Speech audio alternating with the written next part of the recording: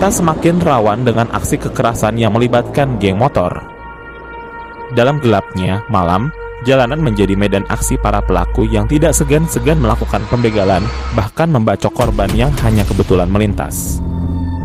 Keberanian mereka semakin menjadi-jadi, memanfaatkan minimnya pengawasan di beberapa sudut kota. Fenomena ini menciptakan rasa takut bagi masyarakat yang kini harus lebih waspada setiap kali keluar rumah, terutama di waktu-waktu sepi. Kejahatan ini bukan hanya soal materi yang dirampas, tetapi juga ancaman nyata terhadap nyawa orang-orang tak bersalah. Baik, kali ini Satelit Misteri akan membahas kisah dendam seorang prajurit TNI wanita yang bernama Karina dengan 40 geng motor Jakarta yang menewaskan keluarganya. Seperti apa peristiwa kejadiannya? Mari kita simak ceritanya. Malam itu, sekitar pukul 23:47, hujan gerimis turun membasahi jalanan kota Jakarta. Sersan Mayor Arif adalah seorang prajurit TNI yang dikenal gigih, baru saja selesai menjalankan tugasnya. Dalam perjalanan pulangnya, ia berhenti untuk membantu seorang ibu muda yang terlihat cemas ketakutan di pinggir jalan dan memegang anaknya yang tengah menangis. "Tolong Pak, tolong Pak, mereka datang," seru ibu itu dengan wajah ketakutan. Arif yang melihat ke arah yang ditunjuk ibu itu, dari kejauhan suara bising knalpot motor terdengar semakin mendekat. Puluhan motor dengan lampu menyala terang melaju cepat dan mengelilingi mereka. Ini adalah geng motor Serigala Hitam yang terkenal paling kejam di wilayah itu. Mereka tak segan-segan melukai siapapun yang berani menghadangnya. Arif pun berdiri tegak, melindungi ibu dan anak tersebut. "Kalian nggak usah macam-macam, saya anggota TNI, pergi sekarang sebelum saya ambil tindakan," teriak Sersan Arif dengan suara lantang. Namun, pimpinan geng itu, seorang pria bertubuh besar dengan tato serigala di lehernya, malah menertawakan. Pimpinan geng Serigala Hitam yang dipimpin oleh Gofar CS mendekatinya dengan senyum tipis. "TNI, gue nggak takut sama seragam lo. Lo gak usah ikut campur, atau lo mau mati malam ini," ucap Gofar dengan nada mengancam.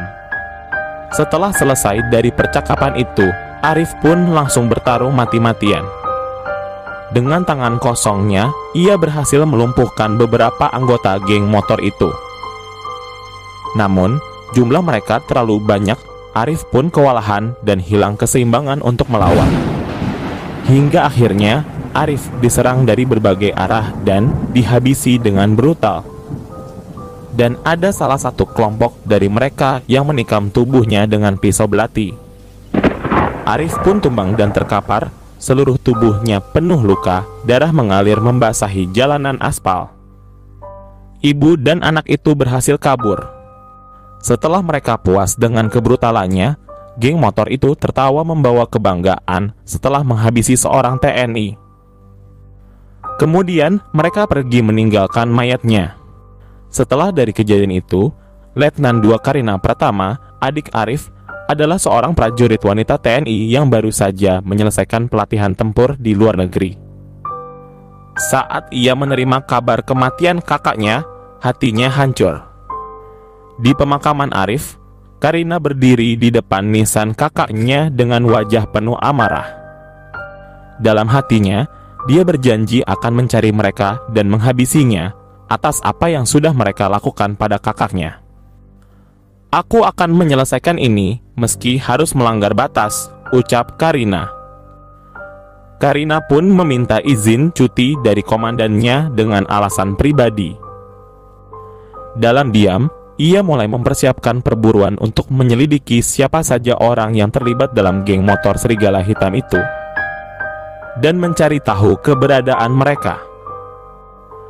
Karina menghabiskan waktu selama berminggu-minggu untuk menyamar dan berpura-pura sebagai warga biasa di jalanan. Ia berbicara dengan para pedagang kaki lima, tukang ojek, dan penghuni gang sempit untuk mengumpulkan informasi. Geng itu ternyata memiliki markas utama di sebuah bangunan tua di Tanah Abang. dan mereka sering berpencar dan membelah kelompok kecil untuk melakukan aksi mereka. Setelah mempelajari pola mereka, Karina mulai menyusun strategi. Ia tahu bahwa menghadapi mereka secara langsung adalah cara yang salah.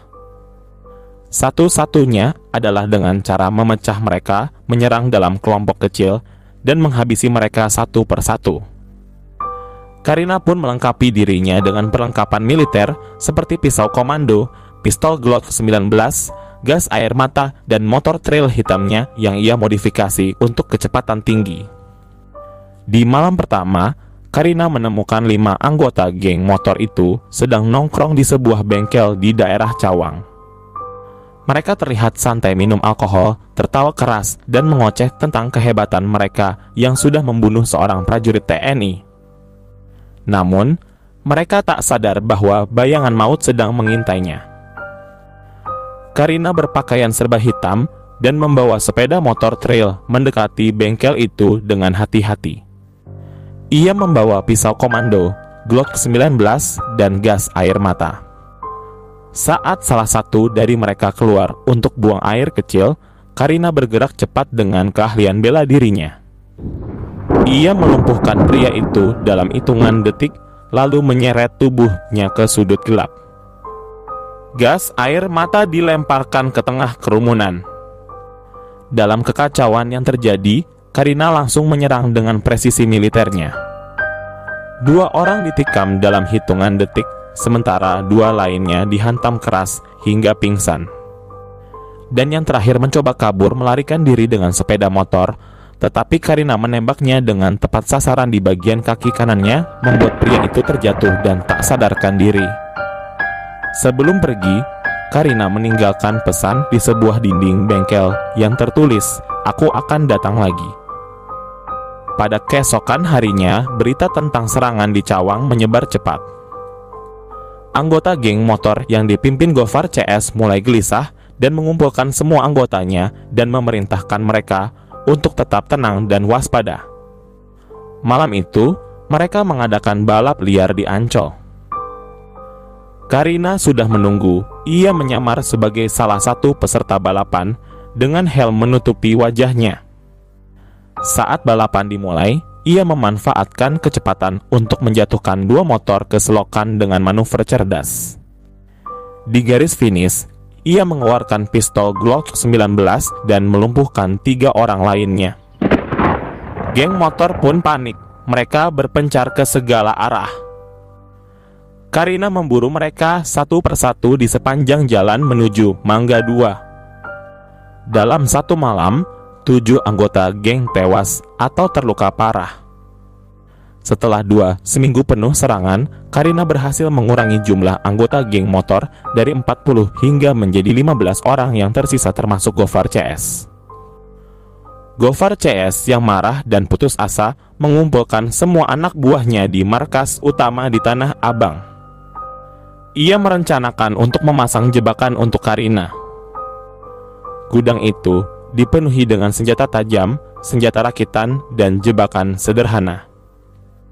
Namun, Karina sudah memprediksinya. Ia mengintai gudang itu dari kejauhan, mempelajari susunan penjagaan, dan memilih waktu yang tepat untuk menyerang. Malam itu, sekitar pukul 01.00 dini hari, Karina menyelinap ke area bangunan tua itu. Kemudian, ia mematikan aliran listrik gudang dengan menggunakan alat khusus.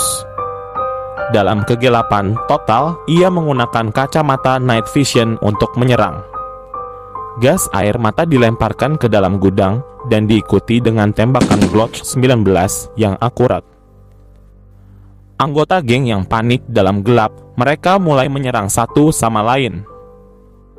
Kemudian Karina bergerak cepat seperti bayangan dan melumpuhkan mereka satu persatu dengan pisau dan senjata.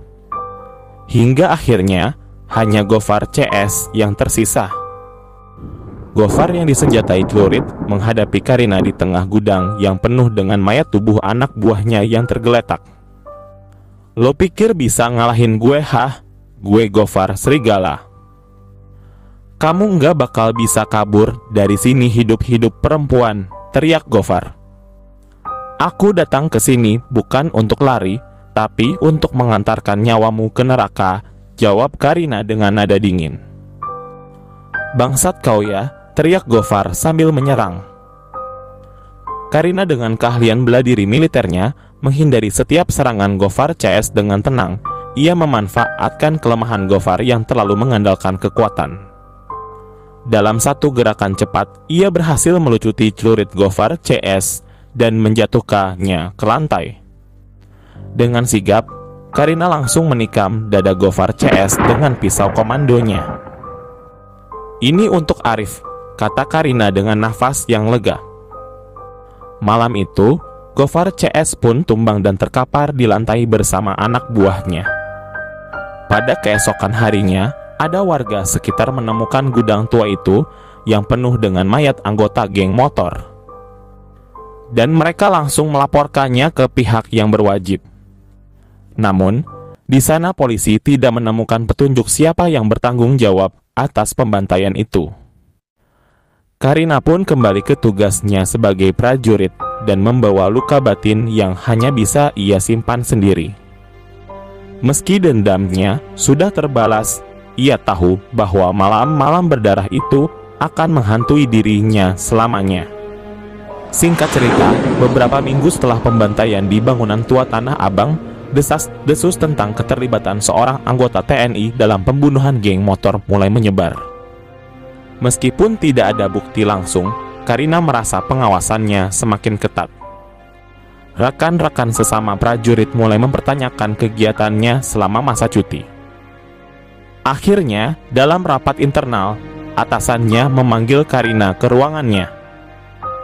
Letnan 2 Karina Pratama, ucap Kolonel Pramono dengan nada tegas, saya tahu apa yang terjadi di Tanah Abang. Meskipun bukti tidak cukup untuk membawa Anda ke pengadilan, tindakan Anda melanggar kode etik TNI. Anda telah bertindak di luar wewenang. Dengan berat hati, saya harus merekomendasikan pemecatan Anda. Karina terdiam. Ia tahu keputusannya menghancurkan geng motor itu akan membawa konsekuensi besar. Tapi dendamnya kepada geng motor yang membunuh kakaknya terlalu dalam untuk diabaikan. Saya mengerti, Pak, jawab Karina.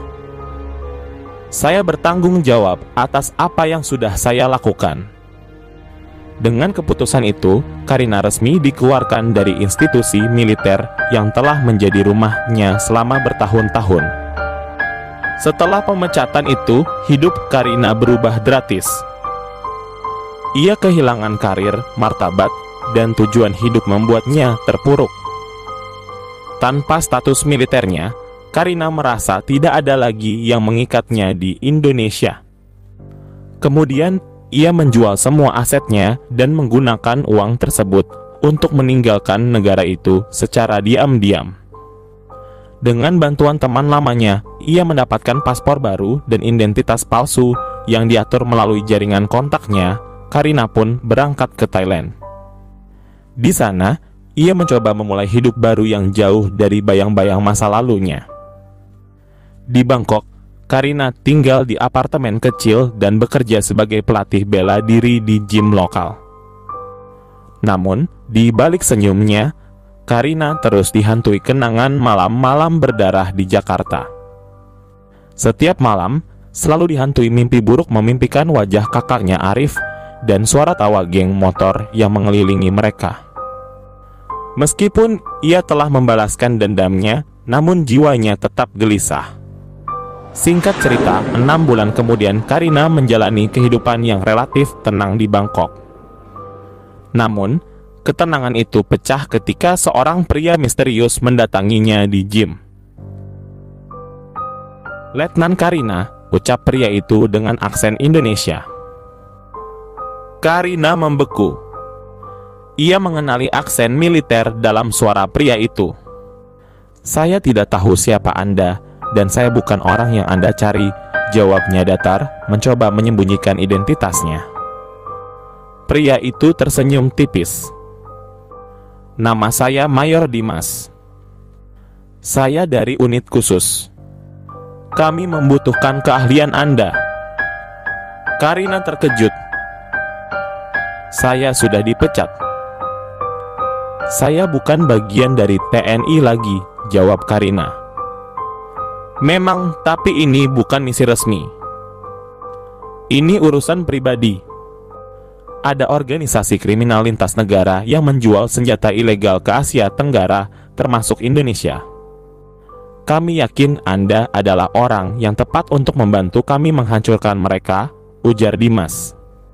Awalnya, Karina menolak, karena ia tidak ingin kembali terlibat dalam dunia kekerasan. Namun, ketika Dimas menunjukkan bukti bahwa organisasi itu juga terlibat dalam perdagangan manusia termasuk perempuan, hati nuraninya terusik. "Kami tahu apa yang Anda lakukan terhadap geng motor itu," lanjut Dimas. "Jika Anda bergabung, kami bisa memastikan rahasia Anda tetap aman." Setelah beberapa hari mempertimbangkan, Karina pun akhirnya menyetujuinya. Bersama tim kecil yang terdiri dari mantan militer dan agen rahasia, ia memulai misi membongkar jaringan kriminal tersebut. Mereka melakukan penyelidikan di berbagai negara, Thailand, Malaysia, Filipina, hingga Vietnam. Keahlian Karina dalam strategi militer dan kemampuan bertarungnya menjadi aset berharga bagi tim.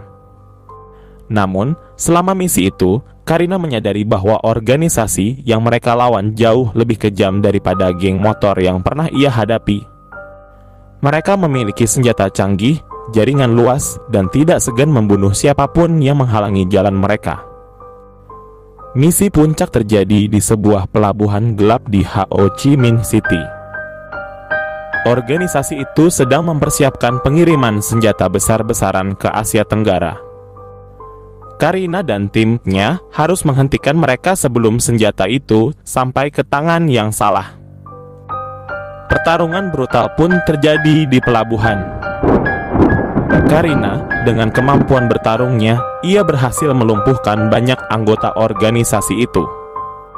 Namun, satu persatu anggota timnya gugur dalam baku tembak. Pada akhirnya, hanya Karina dan Dimas yang tersisa. Mereka menghadapi pemimpin organisasi itu, seorang pria licik yang bernama Victor Chow. Dalam duel yang sengit, Karina berhasil menghabisi Victor, tetapi Dimas terluka parah. "Ini tugas terakhirku," ucap Dimas dengan nafas tersengal. "Lanjutkan perjuangan ini, Karina." Setelah misi itu selesai, Karina kembali ke Thailand.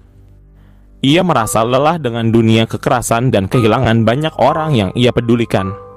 Setelah menghancurkan jaringan Victor Chow, Karina memutuskan untuk memasukkan kematiannya sendiri untuk menghilangkan jejak.